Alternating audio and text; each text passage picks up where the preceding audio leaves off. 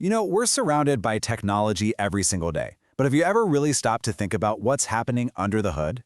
In this explainer, we're going to peel back the layers of our IT systems and see just how all the different parts have to work together perfectly for, well, anything to get done.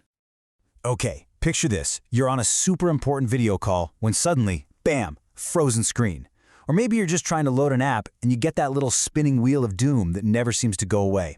It is so frustrating, right? Well, it turns out there's a really good reason for it. And that reason is pretty simple. Modern tech is a total team sport.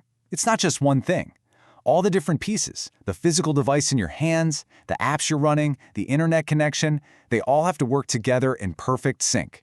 If even one of those players drops the ball, the whole system can just crash. Now, to make this really easy to understand, we're going to use a simple analogy for this whole explainer. A car. Just think of your hardware, your phone or your computer, as the engine. The software? That's the fuel that makes the engine run. The network is the system of roads it drives on, and storage, well, that's the trunk where you keep all your stuff. Keep that car in mind as we go. All right, let's start with the most basic relationship of all, the engine and the fuel. This is where hardware meets software. It's a really simple but powerful partnership. The hardware, the processor, the memory in your computer, that provides all the raw power. But honestly, it's just a hunk of metal and silicon just sitting there, waiting for instructions. And that's where the software comes in. Specifically, the operating system acts like the master conductor, telling all that powerful hardware exactly what to do and when to do it. Want a perfect example of this in action? Look no further than a virtual machine, or a VM. This is where you take one really powerful server, that's our hardware, and you use some incredibly clever software to slice up all its resources. This lets you run multiple different virtual computers, maybe one with Windows, another with Linux, all at the exact same time on one physical machine. It's just a masterclass in software directing hardware with unbelievable precision. So, here's the crucial point. The software absolutely has to be compatible with the hardware. It's just like our car analogy. You can have the world's most powerful engine, but if it's designed for gasoline and you pump it full of diesel, guess what? You're not going anywhere. The fuel has to match the engine. Okay, so we've got our engine and we've got our fuel. Now it's time to actually get on the road. Let's talk about the network, the essential roads that connect every single piece of this puzzle. See, in today's world, software pretty much never works alone. Most of the apps and programs we use are designed to communicate, to share data, to collaborate. And to do any of that, they absolutely depend on a solid, reliable network connection. Let's go back to that video call. For you to see and hear the other person on a Zoom or a Teams call, that software is completely at the mercy of a fast, stable network.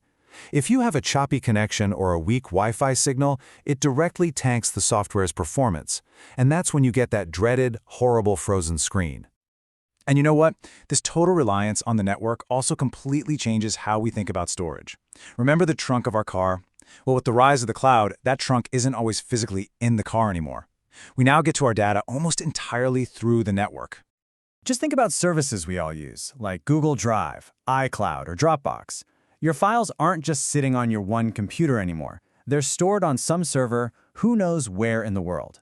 And to get to them, to upload that photo, to download that document, you need a reliable internet connection. The network is literally the bridge to all of your data. Okay, so we've looked at the individual parts of the car. Now, let's put it all together and really see the ripple effect. What happens when all these pieces interact as one big, interconnected system? So let's just do a quick recap of this whole chain of dependencies. You've got hardware that needs software, like an operating system, to manage it. Then the applications running on that OS need a stable network to talk to each other. And finally, our storage, which is now mostly in the cloud, depends on that very same network so we can get to it. You see, each piece relies on the next. And you know what? There's a really simple way to remember all this. Hardware plus software gives you execution, the power to actually do things. Software plus the network gives you collaboration, letting us all work together. And storage plus the network gives us accessibility, the magic of getting to our data from anywhere. Execution, collaboration, accessibility. That's the trifecta of any modern IT system. And this brings us to the most important takeaway of all. This deep, interconnected web is what gives us amazing power, like the cloud, but it also creates a huge vulnerability. As the source material puts it so well, a weakness in one area can affect the entire system. It's not about how strong your strongest link is, it's all about how fragile your weakest one is. Let's go back to our car one last time.